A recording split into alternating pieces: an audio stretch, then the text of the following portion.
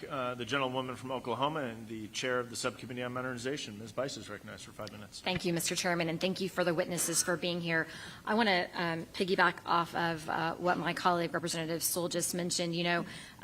She's right. This should not be a partisan issue, but I think it has become that due to the lack of engagement from the Republican side during the last Congress, where I was a freshman member, as the John Lewis Voting Rights Act was pushed forward. There was no engagement from the Republican side, no even input or discussion, and that does make it difficult. So I agree with you. We should have more dialogue on this issue. I want to start with Mrs. Nuruddin. Thank you so much for your son's service and for your service to your community. I want to thank you for explaining the challenges that you face during the 2020 election honestly. And that's really why we have Senate Bill 202 and also the ACE Act being put forward. Ranking Member Morelli suggested earlier, and I think Representative Sewell as well, that there was voter suppression by race in the 2022 election due to the passage of Senate Bill 202. Would you agree with this assessment? Can you make sure to hit your, there you go. Doing that, sorry guys. It's okay.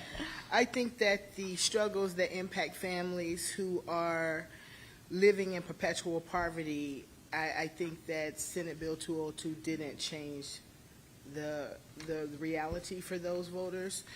Did they expand early ballot access? Was the early voting expanded with Senate Bill 202? It was, I think the Saturday and Sunday was added maybe, or was it there before? Well, yeah. Okay.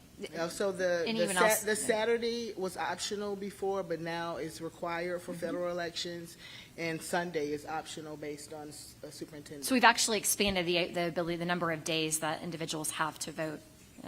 Dr. Reith, do you want to comment on that at all? No, just I agree. Agree. Okay. That's true. Thank you. Sunday is optional. Sure. Ms. Willard, I want to follow up on Mr. Carey's line of questioning. You mentioned that you receive no federal funding, very little state funding. How are you funding your operations? Are you taking any money from outside entities to help run these elections?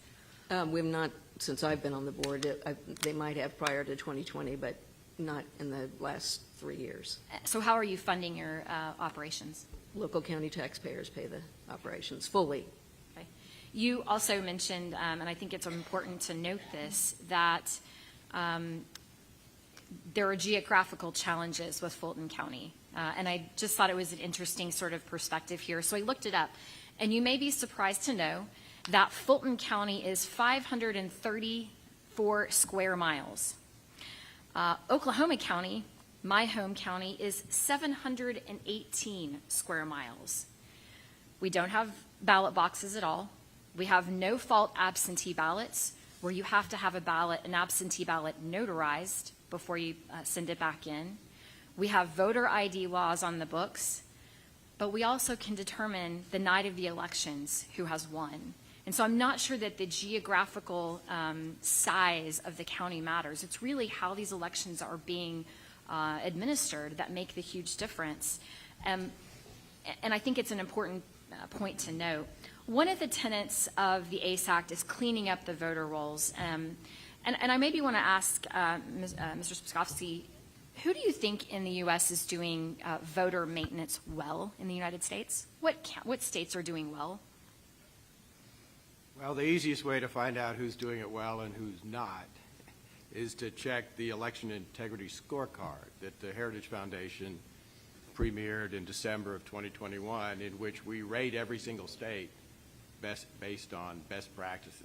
Do you think that states like California that have decided to do mail-in balloting to everyone, and I think we've talked here, I think it even happened recently in some other states. On including voter DC. registration maintenance, California is one of the worst states in the country, so is Nevada.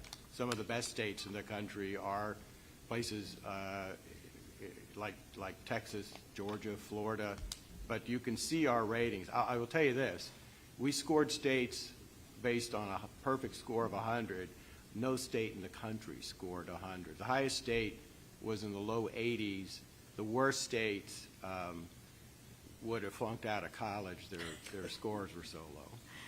I think just the last point I want to make is that's why this particular piece of legislation is so important. We want to improve the process. We want to make sure that we have accurate, reliable, trustworthy elections at the end of the day, and this legislation aims to do that very thing. So thank the witnesses for being here. Mr. Chairman, I yield.